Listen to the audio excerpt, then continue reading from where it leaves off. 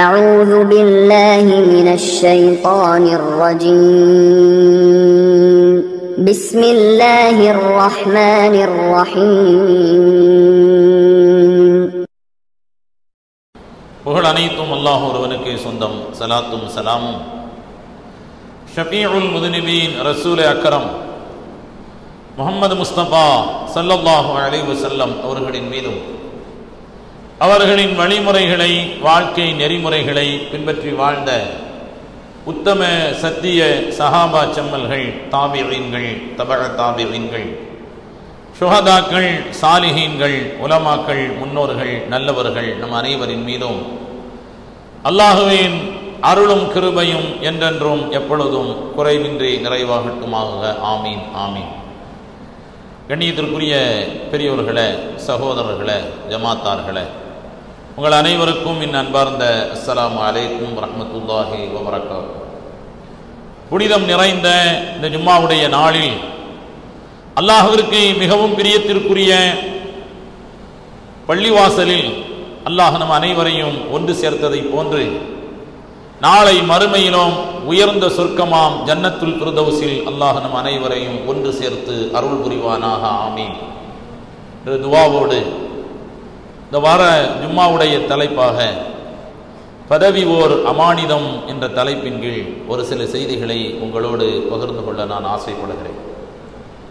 கண்ணியத்திற்குரிய பெரியோர்களே, சகோதரர்களே, ஜமாத்தார்களே, நம்முடைய ஊரின் முஸ்லிம் ஜமாத் மன்றத்தினுடைய 2023-2024 ஆண்டினுடைய நிர்வாக பொறுப்பு நிறைவு பெற்று 2025-2026 நிர்வாகத்தை தேர்ந்தெடுக்கின்ற இந்த நேரத்தில் பதவி ஓர் அமானிதம், அல்லாஹ் ரசூல் அதை பற்றி என்ன சொல்லி இருக்கிறார்கள் என்கிற செய்திகளை உங்களுடைய கவனத்திற்கு கொண்டு வர நான் ஆசைப்படுகிறேன்.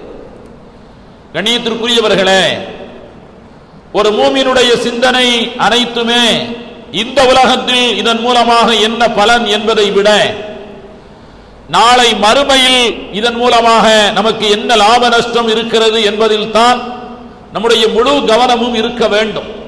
அப்படி மட்டும் இல்லையானால் நாம் எப்படி வேண்டுமானாலும் இந்த உலகத்தில் வாழ்ந்துவிட்டு போகலாம். ஹலால் ஹராம் ஏன் பார்க்கிறோம்?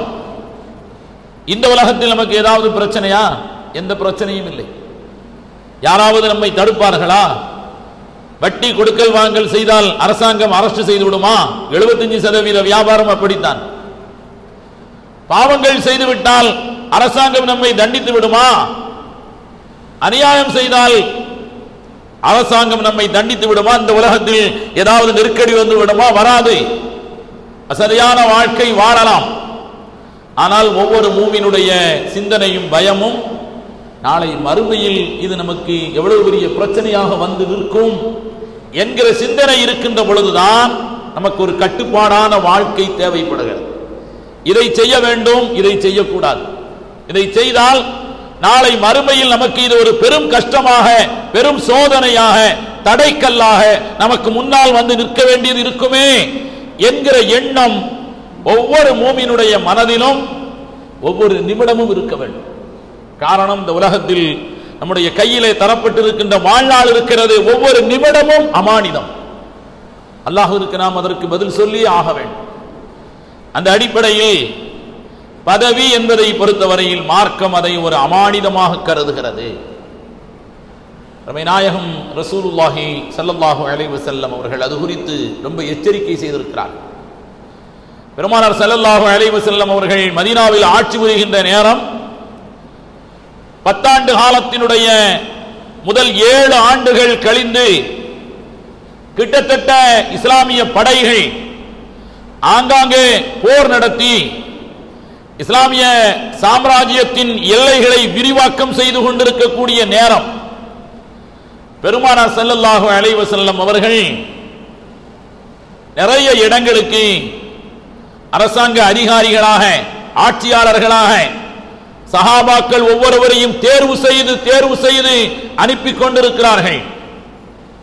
எந்த அளவிற்கு என்று சொன்னால், ஒரு சபையில் எங்களுக்கு ஒரு ஆட்சியாளரை தாருங்கள் என்று கேட்ட பொழுது பெருமானார் ஸல்லல்லாஹு அலைஹி வஸல்லம் அவர்களுக்கு முன்னால் அனுபவத்தில் தலை சிறந்த, போர்க்களம் பல கண்ட, வியாபாரத்தில் கொடிகட்டி பறந்த முக்கியமான நபர்கள் எல்லாம் இருந்த பொழுது பெருமானார் ஸல்லல்லாஹு அலைஹி வஸல்லம் அவர்கள் சொன்னார்கள், இன்னலி குல்லி உம்மத்தின் அமீனு வ அமீனு ஹாதிஹில் உம்மத்தி அபூ உபைதத் இப்னுல் ஜர்ராஹ்.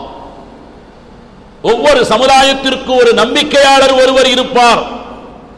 அவர் ஆகத்தலை சிறந்த நம்பிக்கையாளர். அவர் ஏமாற்ற மாட்டார், பொய் சொல்ல மாட்டார், வஞ்சித்து விட மாட்டார். அவரை தாராளமாக நம்பலாம். இப்படி சிலர் இருப்பார்கள் ஒவ்வொரு சமுதாயத்திலும். வாமீனு ஹாதிஹில் உம்மத்தி அபூ உபைதத் இப்னுல் ஜர்ராஹ்.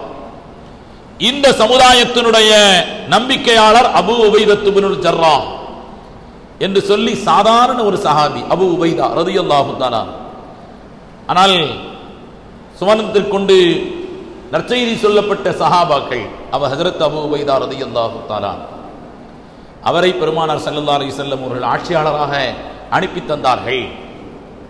உமர் ரலியல்லாஹு தஆலா அவர்கள் சஹாபாக்களுக்கு மத்தியில் ஒரு நாள் பேசிக் கொண்டிருக்கின்ற பொழுது சஹாபாக்களை பார்த்து நபி ஹஜ்ரத் உமர் ரலியல்லாஹு தஆலா சொன்னார்கள், உங்க மனதில் இருக்கக்கூடிய ஆசைகளை சொல்லுங்கள் என்று சொன்னார்.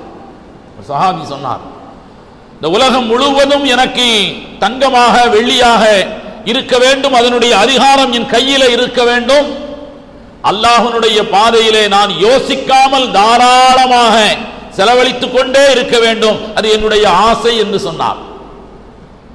இன்னொரு சஹாபி சொன்னார், எல்லா போர்க்களங்களிலும் நான் கலந்து கொண்டே ஆக வேண்டும், எதிலும் நான் கலந்து கொள்ளாமல் இருக்கக்கூடாது, எல்லா போர்க்களங்களிலும் அல்லாஹ்வுக்காக வேண்டி நான் கலந்து கொள்ள வேண்டும், அதில் ஒரு போர்க்களத்தில் நான் ஷஹீதாக வேண்டும், இப்படி ஒரு ஆசையை சொன்னார். நீங்க என்ன ஆசைப்படுகிறீர்கள் என்று கேட்ட பொழுது உமர் ரலியல்லாஹு தஆலா சொன்னார்கள், பூமி முழுக்க அபூ உபைதாவை போன்ற ஆட்கள் இருக்க வேண்டுமே என்று நான் ஆசைப்படுகிறேன்.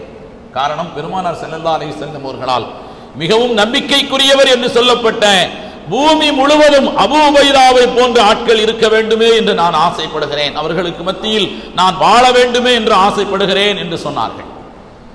நம்பிக்கைக்குரியவராக இருக்க வேண்டும். பதவி என்பது ஒரு அமானிதம். ஆங்காங்கே ஆட்சியாளர்களை நியமனம் செய்து கொண்டிருக்கக்கூடிய நேரத்தில் பள்ளிவாசல் தொடர்போடு இருக்கக்கூடிய அபூதருல் கிஃபாரி ரலியல்லாஹு தஆலா அன்ஹு அவர் பெருமானார் ஸல்லல்லாஹு அலைஹி வஸல்லம் அவர்களிடத்தில் வந்து, அல்லாஹ்வின் தூதர் அவர்களே, அலா தஸ்தஅமிலுனி, என்னையும் ஏதாவது ஒரு பகுதிக்கு ஆட்சியாளராக நியமிக்க கூடாதா? யாரையெல்லாமோ நியமித்துக் கொண்டிருக்கிறீர்களே, எந்நேரமும் பள்ளிவாசலிலேயே உங்களோடு இருக்கக்கூடிய நான் பார்க்கின்ற பொழுதெல்லாம் உங்களுடைய பார்வையிலே படக்கூடிய அபூதருல் கிஃபாரியை கண்ணுக்கு நீங்கள் தெரியவில்லையா? ஏதாவது ஒரு பகுதிக்கு என்னையும் ஆட்சியாளராக நியமிக்க கூடாதா என்று கேட்டார். ஆசை வருவது என்பது இயல்பு. அது எல்லோருக்கும், ஆசையற்றவர்கள் மனிதர்கள் கிடையாது, எல்லோருக்கும் ஆசை என்பது வரும். ஆனால் அந்த பொறுப்பின் கனத்தை, அமானிதத்தை, நாம் நடக்க வேண்டிய அந்த சிரமமான சிக்கலான பாதையை கொஞ்சம் தவறிவிட்டால் அதன் மூலமாக ஏற்படக்கூடிய விளைவை நாளை மறுமையில் அல்லாஹ்வின் முன்னிலையில் கைகட்டி நின்று கொண்டு பதில் சொல்ல வேண்டிய அந்த நெருக்கடியான நேரத்தை நம்மால் ஒருவர் பாதிக்கப்பட்டு கண்ணீர் விட்டு அவர் கையேந்து விட்டால் நாளை மறுமையின் ஒட்டுமொத்த வாழ்வும் இழக்க வேண்டிய ஒரு மோசமான சூழ்நிலையை கவனித்து பார்த்து இந்த அழுத்தத்தை நம்மால் தாங்க முடியாது என்று நாம் நினைக்க வேண்டும். அதுதான் ஒரு மூமினுடைய பண்பு. பெருமானார் ஸல்லல்லாஹு அலைஹி வஸல்லம் அவர்கள் அபூதருல் கிஃபாரி அப்படி கேட்ட உடனே அவருடைய தோள் புஜத்தை தட்டி, நபி ஸல்லல்லாஹு அலைஹி வஸல்லம் அவர் மீது கோபப்படவில்லை, அவர் தோள் புஜத்தை தட்டி கொடுத்து, அது ஆறுதலுக்காக வேண்டி நாம் எல்லாம் தட்டி கொடுப்போம் அல்லவா, அவருடைய தோள் புஜத்தை தட்டி கொடுத்து, அபூதர் இன்னக்க லஈஃப், அபூதர் நீங்க ரொம்ப பலகீனமான ஆள். இன்னும் சொல்ல போனால் அபூதருல் கிஃபாரியினுடைய எதிர்கால வாழ்க்கையை பெருமானார் ஸல்லல்லாஹு அலைஹி வஸல்லம் அவர்களுக்கு அல்லாஹ் அறிவித்துக் கொடுத்திருந்தான். ஒரு சந்தர்ப்பத்தில் சொன்னார்கள், நீ சமூக வாழ்க்கை உனக்கு ஒத்து வராது, தஈஷு வஹீதம் வ தமூத்து ஃபரீதா, ஒரு காலம் வரும் அபூதர், நீங்கள் தனியாகத்தான் வாழ்வீர்கள், தனியாகவே மௌத்தாகுவீர்கள் என்றெல்லாம் சொன்னார்கள். அவருடைய வரலாறு சுவாரஸ்யமான வரலாறு. இன்ஷா அல்லாஹ் வாய்ப்பு கிடைத்தால் ஒரு நாள் அதை அல்லாஹ் பேச வைப்பான். இன்னக்க லஈஃபுன் யா அபூதர், அபூதர் நீ ரொம்ப பலகீனமான ஆள். ஒன்றை மட்டும் புரிந்து கொள், எனக்கு எதை நான் விரும்புவேனோ அதைத்தான் உனக்கும் நான் விரும்புவேன். எனக்கு எதை நான் விரும்புவேனோ அதைத்தான் உனக்கும் விரும்புவேன். இன்னக்கும் லதஹ்ரிசூன அலல் இமாரா, இன்றைய காலத்தில் நீங்கள் பதவியின் மீது பேராசைப்படுவீர்கள். வஸதகூனு கஸியத்துன் வனதாமத்துன் யௌமல் கியாமா, ஆனால் நாளை மறுமையில் அது ரொம்ப பெரிய கேவலமாகவும் துயரமாகவும் மாறி போய்விடும். இந்த உலகத்தில் வேண்டுமானால் அது மகிழ்ச்சியை தரக்கூடியதாக, கௌரவத்தை தரக்கூடியதாக இருக்கலாம். நான் நாளை மறுமையில் அதன் மூலமாக ஏற்படக்கூடிய பிரச்சனைகள் முன்வந்து நிற்கின்ற பொழுது அது உனக்கு துயரமாகவும் மாறிவிடும், கேவலமாகவும் மாறிவிடும். கேவலம் என்பதை எந்த மனிதனும் எந்த நேரத்திலும் சகித்துக் கொள்ள மாட்டான். ஒருவருடைய தவறை நாம் சுட்டிக்காட்டினால் கூட அவர் வருத்தப்படுவார். நம்மிடத்தில் சொல்லுவார், நீங்கள் என்னை தனிமையிலே சொல்லியிருக்கலாம். சாதாரணமாக வாட்ஸ்அப்பில் ஏதாவது குழுவில் ஒன்றை போட்டுட்டா என்ன சொல்லுவாங்க, என் தனி ஐடியில் சொல்லலாம்ல, ஏன் நீங்க பொதுவில் போடுறீங்க? 100 பேர் பார்ப்பார்களா அந்த வாட்ஸ்அப் குழுமத்தில்? 1000 பேர் பார்ப்பார்களா? ஆதம் அலைஹிஸ்ஸலாத்தில் இருந்து கடைசி மனிதன் வரை நிரம்பி இருக்கக்கூடிய அந்த இடத்தில் மஹ்ஷர் மைதானத்தில் நம்முடைய தகப்பனார் இருப்பார், தகப்பனாருடைய தகப்பனார் நம்முடைய முன்னோர்கள் எல்லாம் இருப்பார்கள், நம்முடைய சந்ததிகள் எல்லாம் இருப்பார்கள். அத்தனை பேருக்கு முன்னால் நாம் கேவலப்படுத்தப்படுவது என்பது அல்லாஹ் பாதுகாக்க வேண்டும். நபி ஸல்லல்லாஹு அலைஹி வஸல்லம் அவர்கள் சொன்னார்கள், வஸதகூனு கஸாரத்துன் வனகிஸியும் வனதாமத்துன் யௌமல் கியாமா, அது நாளை மறுமையில் கேவலமாகவும் துயரமாகவும் மாறிவிடும். இல்லா மன் அஹத அலைஹி பிஹக்கிஹி, யார் அதற்குரிய சரியான கடமையை செய்கிறார்களோ அவர்களை தவிர அவர்களுக்கு அது நன்மையாக மாறிவிடும். உனக்கு அது வேண்டாம், இன்னக்க லஈஃபுன், நீ ரொம்ப பலகீனமான ஆள், நான் உனக்கு இப்படி சொன்ன உடனே உன்னை ஒதுக்குகிறேன் என்று நினைக்காதே. எனக்கு எதை நான் விரும்புவேனோ அதையே உனக்கும் நான் விரும்புவேன். இன்னொன்றும் சொல்லட்டுமா? அவரை தொடர்கிறார்கள் பெருமானார் ஸல்லல்லாஹு அலைஹி வஸல்லம். ஒரு பயணத்தில் 2 பேர் இருந்தால் ஒருவரை தலைவராக ஆக்கிக் கொள்ளுங்கள். தலைமை ரொம்ப முக்கியம். ஒரு பயணம், இங்கிருந்து மெட்ராஸ் போறோம்னாலே 3 பேர் போறோம், 4 பேர் போறோம், அதுல ஒரு ஆளை அமீராக ஏற்படுத்திக் கொள்ளுங்கள். அது அந்த பயணத்தினுடைய சுன்னத். இல்லை என்றால் ஆளாளுக்கு ஒரு கருத்து சொல்வார்கள். அவர் சொல்லுகின்றபடிதான் அந்த பயணத்தின் ஒட்டுமொத்த திட்டமும் அமைய வேண்டும். அவர்தான் வழிகாட்டி. நபி ஸல்லல்லாஹு அலைஹி வஸல்லம் சொன்னார்கள், 2 பேர் இருந்தால் அதில் ஒருவரை அமீராக ஆக்கிக் கொள்ளுங்கள். அபூதர் 2 பேருக்கு கூட நீ தலைவராக ஆகிவிடாதே என்று பெருமானார் ஸல்லல்லாஹு அலைஹி வஸல்லம் அவர்கள் சொன்னார். எண்ணியத்திற்குரியவர்களே, காரணம் அவ்வளவு அழுத்தமானது, அவ்வளவு கனமானது. அது அல்லாஹ்வுடைய முன்னிலையில் நாம் கைகட்டி ஒவ்வொன்றிற்கும் நாம் பதில் சொல்லியே ஆக வேண்டும் என்கிற கனத்தின் காரணத்தினால் பெருமானார் ஸல்லல்லாஹு அலைஹி வஸல்லம் அவர்கள் அதை விரும்பாதீர்கள் என்று சொல்கிறார்கள். அதற்கு ஆசைப்படாதீர்கள். பதவியை பற்றி பெருமானார் ஸல்லல்லாஹு அலைஹி வஸல்லம் அவர்கள் ஒரு நீண்ட பிரச்சாரம் செய்துவிட்டு கடைசியாக ஒரு தத்துவத்தை சொன்னார்கள். அது கவனிக்க வேண்டிய விஷயம். சில வரலாற்று பேராசிரியர்கள் பொன்னெழுத்துக்களால் பொறிக்கப்பட வேண்டியது என்று சொல்வார்களே, அப்படிப்பட்ட வாசகம். நபி ஸல்லல்லாஹு அலைஹி வஸல்லம் அவர்கள் சொன்னார்கள், நிஅமத்தில் முர்திஅத்து வ பிஸத்தில் ஃபாத்திமா. பால் குடிக்கும் போது நன்றாக இருக்கும், மறக்கும் போது ரொம்ப சிரமமாக இருக்கும் என்று சொன்னார்கள். குழந்தைக்கு பால் குடிக்கும் போது நன்றாக இருக்கும், 2 ஆண்டுகள் நிறைவு பெற்று மறக்கடிக்கும் போது குழந்தைக்கு ரொம்ப சிரமமாக இருக்கும். இந்த பதவியும் அப்படித்தான். இது பதவியை பற்றி பெருமானார் ஸல்லல்லாஹு அலைஹி வஸல்லம் சொல்லிக் கொண்டு வருகின்ற பொழுது கடைசியாக சொல்வார்கள், நிஅமத்தில் முர்திஅத்து வ பிஸத்தில் ஃபாத்திமா. குடிக்கும் போது நன்றாக இருக்கும், ஆனால் முடிக்கும் போது உங்களுக்கு சிரமமாக இருக்கும், அதை விடுவது ரொம்ப கஷ்டமாக இருக்கும் என்று பெருமானார் ஸல்லல்லாஹு அலைஹி வஸல்லம் அவர்கள் சொன்னார்கள். எண்ணியத்திற்குரியவர்களே, இன்னொரு சஹாபி ஹஜ்ரத் அப்துல்லாஹ் இப்னு உமர் ரலியல்லாஹு தஆலா அன்ஹு அவர்கள் சொன்னார்கள், நாளை மறுமையில் அல்லாஹ்விற்கு மிகவும் பிரியத்திற்குரிய ஒரு மனிதர் அல்லாஹ்விற்குடைய முன்னிலையில் மிக நெருக்கமான அமர்ந்திருக்கக்கூடிய ஒரு மனிதர். அஹப்புன் நாசி இலல்லாஹி தஆலா வ அத்னாஹும் மஜ்லிஸம் மின்ஹு இமாமுன் ஆதிலும். நியாயமான தலைவர், நியாயமான தலைவர். அல்லாஹ்வை விட்டும் ரொம்ப கோபத்திற்குரியவனும் ரொம்ப தூரமாக இருப்பவனும் யார் தெரியுமா? இமாமுன் ஜாயிர், அநியாயமான முறையில் நடந்து கொண்ட தலைவர் என்று பெருமானார் ஸல்லல்லாஹு அலைஹி வஸல்லம் அவர்கள் சொன்னார். கண்ணியத்திற்குரியவர்களே, ஹஜ்ரத் மஅக்கல் இப்னு யஸார் ரலியல்லாஹு தஆலா அன்ஹு மரண படுக்கையில் இருக்கிறார். மஅக்கல் இப்னு யஸார் ரலியல்லாஹு தஆலா அன்ஹு அவர்கள் மரண படுக்கையில் படுத்திருக்கிறார்கள். ஒரு பெரிய சஹாபி. அவரை அந்த நேரத்தில் ஆட்சியாளராக இருக்கக்கூடிய அப்துல்லாஹ் இப்னு ஜியாத் என்பவர் சந்திக்க வருகிறார். சந்திக்க வந்து அவருக்கு பக்கத்தில் அமர்ந்து எப்படி இருக்கிறீர்கள் என்று கேட்கிறார்.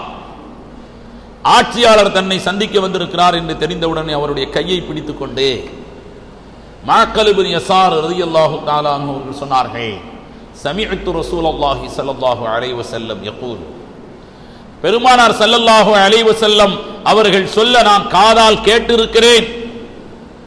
உங்களில் யாராவது ஒரு சமுதாயத்தினுடைய ஏதோ ஒரு பொறுப்பு உங்களுக்கு ஒப்படைக்கப்பட்டு அந்த பொறுப்பை சரியாக நிறைவேற்றாவிட்டால் லம் யஜித் ராயிஹத்தல் ஜன்னா, சுவனத்தின் வாடையை கூட அவர் நுகர மாட்டார். மஅக்கல் இப்னு யஸார் ரலியல்லாஹு தஆலா அன்ஹு சொன்னார், சுவனத்தின் வாடையை கூட, அந்த நறுமணத்தை கூட அவரால் நுகர முடியாது. காரணம், அவர் கடமைகளை சரியாக செய்யவில்லை, பொறுப்பை சரியாக நிறைவேற்றவில்லை என்கிற பொழுது அல்லாஹ் அவர் மீது அளவுக்கு அதிகமாக கோபப்படுகிறான். தன்னுடைய கடமைகளை நிறைவேற்றாத ஒரு மனிதனை கூட அல்லாஹ் மன்னித்து விடுவான். தொழாமல் இருக்கிறார் ஒருவர், சரியாக நோன்பு வைப்பதில்லை அல்லது நோன்பை வைப்பதில்லை, கணக்கிட்டு அவர் ஜகாத் கொடுப்பதில்லை அல்லது ஜகாத்தே கொடுப்பதில்லை, கடமையான ஹஜ் இருக்கிறது அதை செய்வதில்லை, பாவங்கள் நிறைய செய்கிறார். இது அல்லாஹ்விற்கும் அவருக்கும் மத்தியிலே உள்ள பிரச்சனை, அல்லாஹ்விற்கும் அவருக்கும் மத்தியிலே உள்ள கடமைகள். இதில் முன்பின்னாக இருந்தால் அல்லாஹ் முழு பொறுப்பேற்றுக் கொள்கிறான். நான் நினைத்தால் நான் மன்னிப்பேன், நான் நினைத்தால் கண்டிப்பேன், தண்டிப்பேன். ஆனால் அடியார்களுக்கு செய்ய வேண்டிய கடமைகளில் ஒரு மனிதர் குறை வைத்து விட்டால் சம்பந்தப்பட்ட மனிதர்கள் மன்னிக்காதவரை அல்லாஹ் மன்னிக்க மாட்டான். அதனால் தான் பெருமானார் ஸல்லல்லாஹு அலைஹி வஸல்லம் அவர்கள் சொன்னார்கள், அலா குல்லுக்கும் ராஇன், நீங்கள் ஒவ்வொருவரும் பொறுப்பாளர்கள், வ குல்லுக்கும் மஸ்ஊலூன் அன் ரஇயத்திஹி, நாளை மறுமையில் ஒவ்வொருவரும் அவருடைய பொறுப்புகளை பற்றி விசாரிக்கப்படுவீர்கள். ஒவ்வொருவருக்கும் பொறுப்பு இருக்கிறது. பெருமானார் ஸல்லல்லாஹு அலைஹி வஸல்லம் இப்படி மொத்தமாக சொல்லிவிட்டு விடாமல் தனித்தனியாக பட்டியலிடுகிறார்கள். வல் இமாமு ஆதில், ஒரு தலைவர் பொறுப்பாளராக இருக்கிறார். நாளை மறுமையில் அவருடைய கட்டுப்பாட்டுக்கு கீழே உள்ள ஒவ்வொரு குடிமக்களை பற்றியும் ஒவ்வொரு மஹல்லாவாசிகளுடைய நிலைமைகளை பற்றி அவர் விசாரிக்கப்படுவார். ஒரு குடும்ப தலைவர், ஒரு ரஜுலு ராஇன் ஃபீ பைத்தி அஹ்லிஹி, அவருடைய குடும்ப உறுப்பினர்களின் விஷயத்திலே அவர் பொறுப்பாளராக இருக்கிறார். அவர் விசாரிக்கப்படுவார்.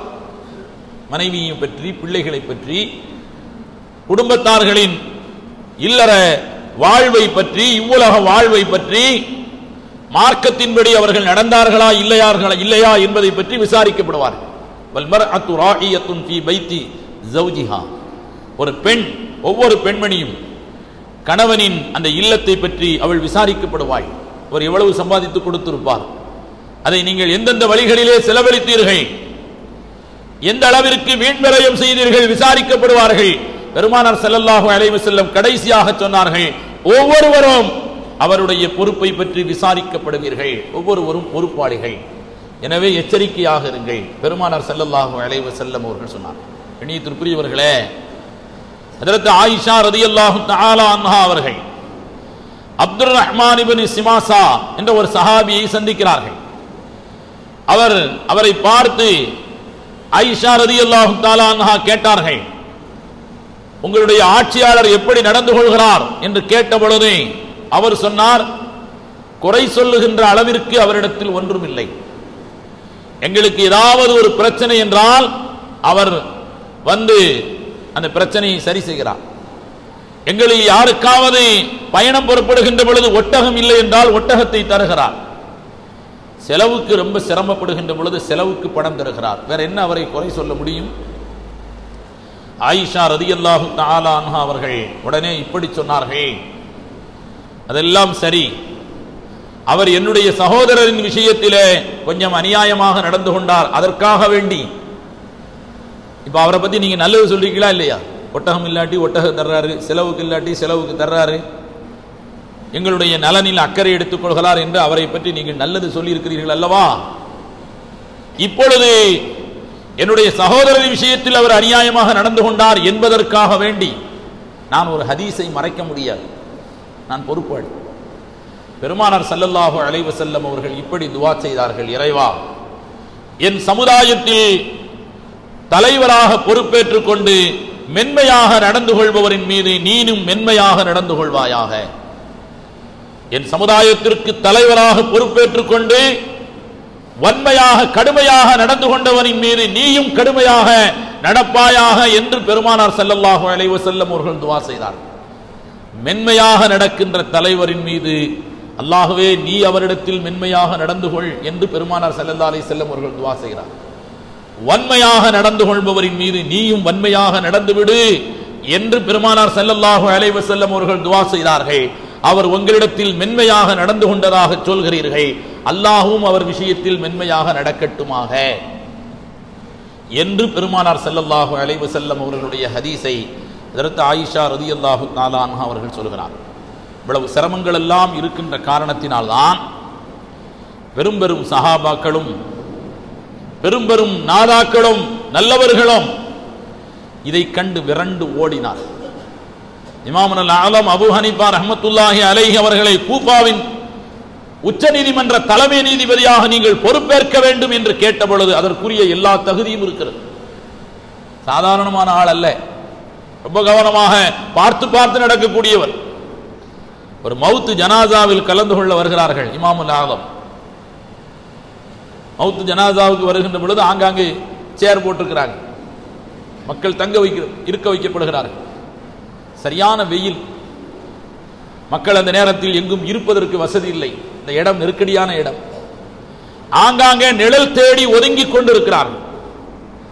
ஒரு வீட்டினுடைய நிழலிலே ஹஜ்ரத் இமாம் அபூ ஹனீஃபா ரஹ்மத்துல்லாஹி அலைஹி அவர்கள் சென்று அந்த நிழலிலே ஒதுங்குகிறார். நின்ற அடுத்த வினாடி பக்கத்தில் உள்ளவரிடத்தில் கேட்டார்கள், இது யார் வீடுன்னு கேட்டாங்க. ஆளுடைய வீடு அப்படியா? உடனே அந்த இடத்தை விட்டு போயிட்டாங்க, போய் வெயில நின்னாங்க. மக்களுக்கு ஆச்சரியம் தாங்கவில்லை.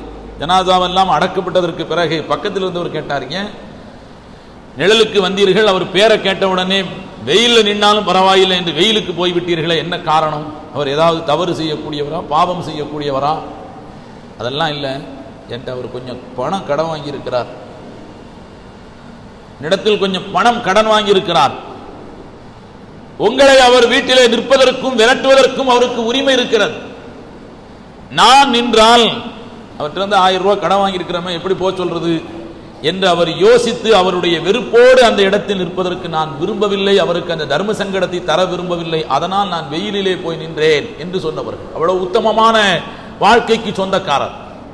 அவர் சொல்கிறார், உச்ச நீதிமன்றத்தின் தலைமை நீதிபதி பொறுப்பு எனக்கு வேண்டாம், நான் தருகின்ற தீர்ப்பினால் யாராவது ஒருவர் பாதிக்கப்பட்டு எனக்கு எதிராக அவர் கையேந்தி விட்டால் என்னுடைய மறுமை வாழ்வின் அழிவுக்கு அது காரணமாகிவிடும், என்னை விட்டு விடுங்கள், நான் அதற்கு தகுதியானவன் அல்ல என்று சொன்னார்.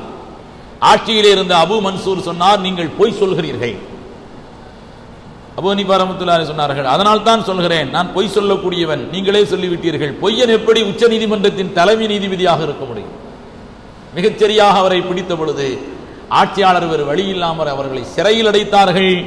பதவி வேண்டாம் என்பதற்காக வேண்டி சிறைச்சாலையை சந்தித்த முன்னோர்கள் எல்லாம் நம்முடைய பாரம்பரியத்தில் இருக்கிறார். கண்ணியத்திற்குரியவர்களே, காரணம் இது அவ்வளவு நெருக்கடியானது. நாம் அதை கிரீடமாக நினைக்கிறோம், அது முள்படுக்கை என்பதை நாம் ஞாபகத்திலே கொள்ள வேண்டும். இதற்கு அடுத்தபடியாக நான் ஒரு முக்கியமான கோரிக்கை வைக்க விரும்புகிறேன். ஆனால் தான் நம்முடைய முன்னோர்கள் தேர்தல் என்று இல்லாமல் தேர்வு என்று வைத்திருந்தார்கள். No election, only selection. தேர்வு மட்டும்தான், எலெக்ஷன் அல்ல. நம்முடைய முன்னோர்கள் அந்த பாரம்பரியத்தை கட்டி காத்ததனுடைய நோக்கம் என்ன தெரியுமா? இந்த தேர்தலின் மூலமாக சில விரும்பத்தகாத நிகழ்வுகள் எல்லாம் நடக்கும். யாராவது ஒருவர் வெற்றி பெறுவார், இன்னொருவர் தோல்வி அடைவார். தோல்வி அடைவர் அது தோல்வி என்பதை சாதாரணமாக எடுத்துக்கொள்ளாமல் தன் வாழ்வில் ஏற்பட்ட ரொம்ப பெரிய அவமானமாக அதை காலமெல்லாம் உள்ளத்தில் சுமந்து கொண்டிருப்பார். அந்த தோல்வியை அவமானமாக நினைத்து அது வன்மமாக மாறி நாளடைவில் அவர் யாரிடம் தோற்றாரோ அல்லது எந்த நிர்வாகத்திடத்தில் தோற்றாரோ அவர்கள் செய்யக்கூடிய எந்த நல்ல காரியத்திற்கும் அவர் ஒத்துழைப்பு தர மாட்டார். அவர் மனம் நல்லது என்று மனசாட்சிக்கு தெரிந்தாலும் குறை சொல்லிக் கொண்டே இருப்பார், எதிர்த்து கொண்டே இருப்பார். ஒரு வன்மம் வளர்ந்து கொண்டே இருக்கும். அவர் மனதில் தேவையில்லாத ஒரு விரோதமும் குரோதமும் அது வளர்ந்து கொண்டே இருக்கும். அவர் மக்களுக்கு நல்லதை நாட மாட்டார். இத்தனை பேர் தன்னை வேண்டாம் என்று ஒதுக்கி இருக்கிறார்கள் என்று நினைக்கிற பொழுது அவருக்கு பல்வேறு சிந்தனைகள் எல்லாம் வரும். பழிவாங்கும் உணர்ச்சி அதிகமாக இருக்கும். நாள் செல்ல செல்ல மக்கள் பல பிரிவுகளாக பிரிந்து விடுவார். அதனால் தான் நம்முடைய முன்னோர்கள் இது தேவையில்லை என்று வைத்தார். இல்லை என்றால் இப்பொழுது நாம் நடத்துவதை விட ரொம்ப சிறப்பாக நம்முடைய முன்னோர்களுக்கு நடத்த தெரியாமல் இல்லை. ஆனால் அவர்கள் வேண்டாம் என்று ஒதுக்கியதனுடைய நோக்கம் இதுதான். ஒன்றுபட்டவர்களாக இருக்க வேண்டும், வெளி தோற்றத்தில் அல்ல, மனதளவில்.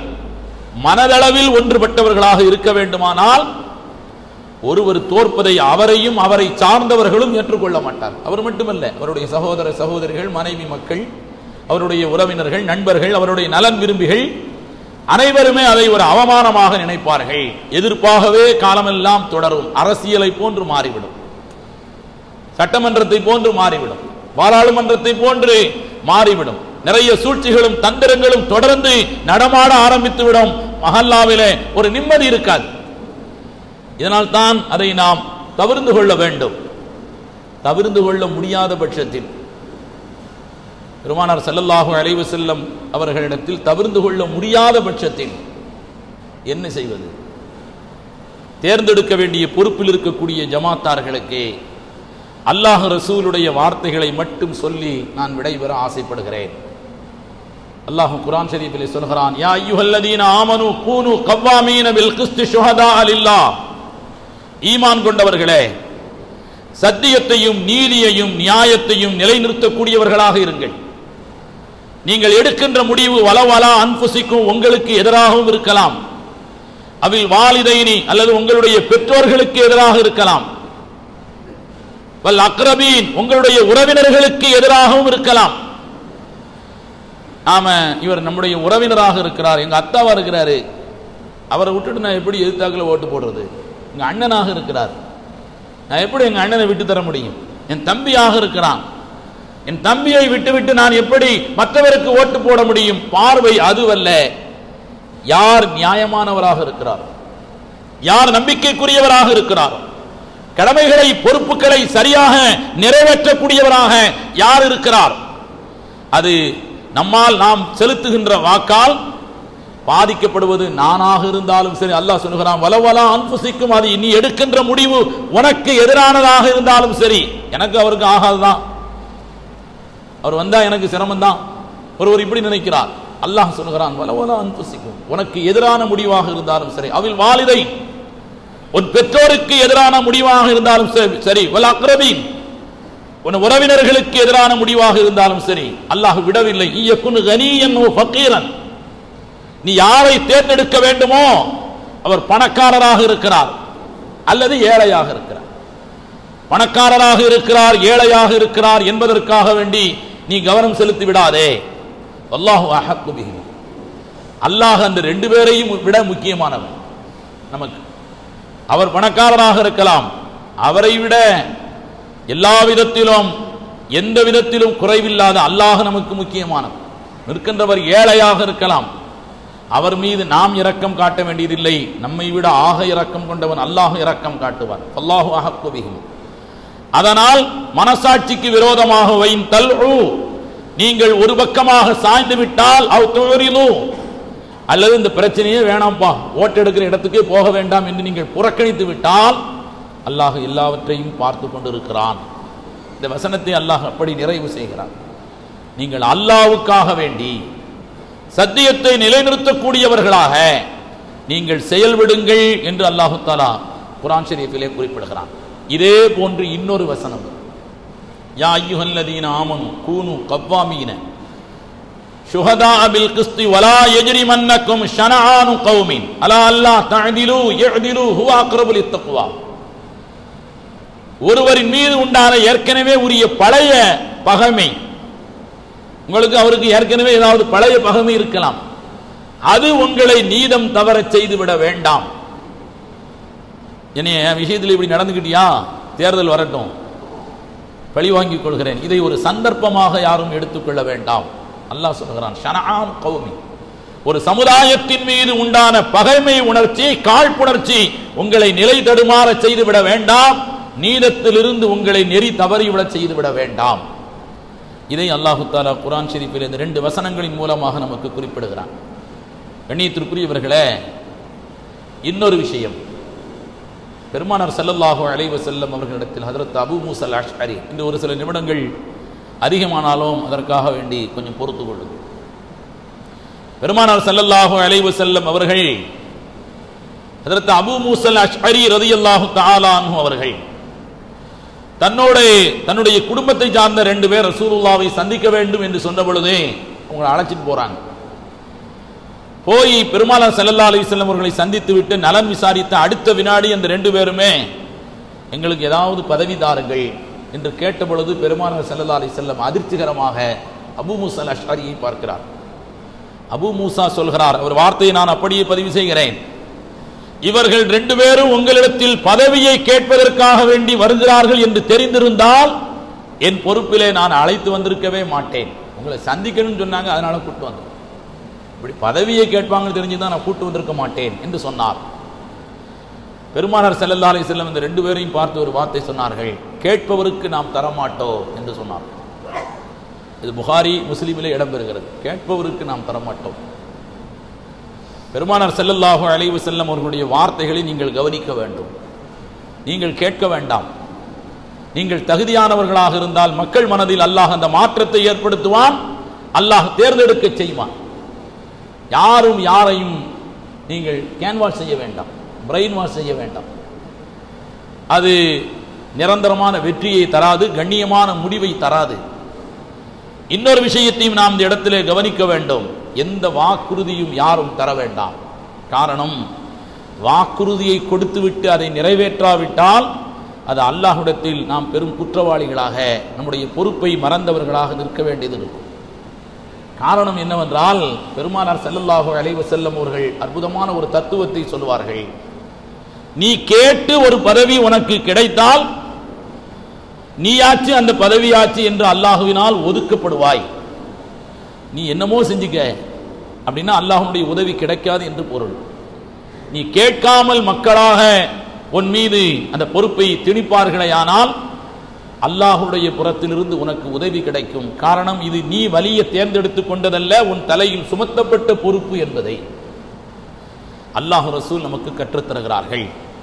தேர்ந்தெடுக்கக்கூடியவர்கள் அந்த ஒரு நாளோடு நம்முடைய பொறுப்பு முடிந்துவிட்டது என்று நினைக்க வேண்டாம். குர்ஆனில் ஒரு வசனம் வருகிறது, அல்லாஹ் சொல்கிறான், மை யஷ்ஃபஇ ஷஃபாஅத்தன் ஹஸனத்தன் யகுல் லஹு நஸீபும் மின்ஹா வ மை யஷ்ஃபஇ ஷஃபாஅத்தன் சஜியத்தன் யகுல் லஹு கிஃப்லும் மின்ஹா வ கான அல்லாஹு அலா குல்லி ஷைஇன் முகீதா. யார் ஒருவர் நல்ல சிபாரிசை செய்திருப்பாரோ அதன் மூலமாக ஏற்படக்கூடிய நன்மைகள் அனைத்திலும் அவருக்கும் ஒரு நன்மை உண்டு, ஒரு பங்கு உண்டு.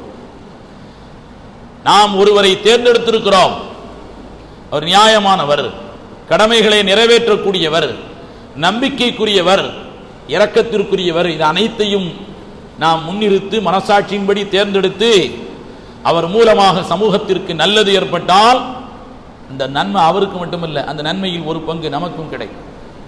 وَمَن يَشْفَعِ شَفَاعَةً سَيِّئَةً يَكُن لَّهُ كِفْلٌ مِّنْهَا وَكَانَ اللَّهُ عَلَى كُلِّ شَيْءٍ مُقِيتًا.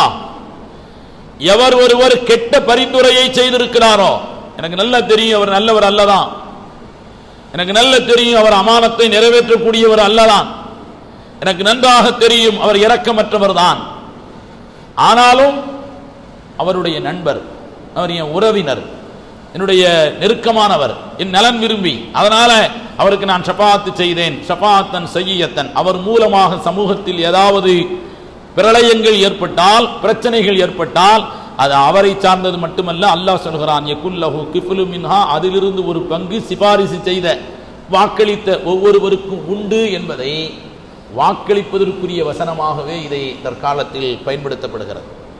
கண்ணியத்திற்குரியவர்களை, நபி ஸல்லல்லாஹு அலைஹி வஸல்லம் அவர்களுடைய ஒரே ஒரு ஹதீஸோடு நான் இந்த உரையை நிறைவு செய்ய ஆசைப்படுகிறேன். பெருமானார் ஸல்லல்லாஹு அலைஹி வஸல்லம் அவர்கள் சொன்னார்கள், தன்னுடைய உறவினர் என்பதற்காக, தன்னுடைய நண்பர் என்பதற்காக, தனக்கு வேண்டியவர் என்பதற்காக, தனக்கு பிடித்தவர் என்பதற்காக ஒருவர் அநியாயம் செய்யக்கூடியவராக இருந்து அவருக்கு நீ ஆதரவு தெரிவிப்பது கிணற்றிலே விழுகின்ற ஒட்டகத்தின் வாலை பிடித்து நீ காப்பாற்ற நினைப்பதை போன்று.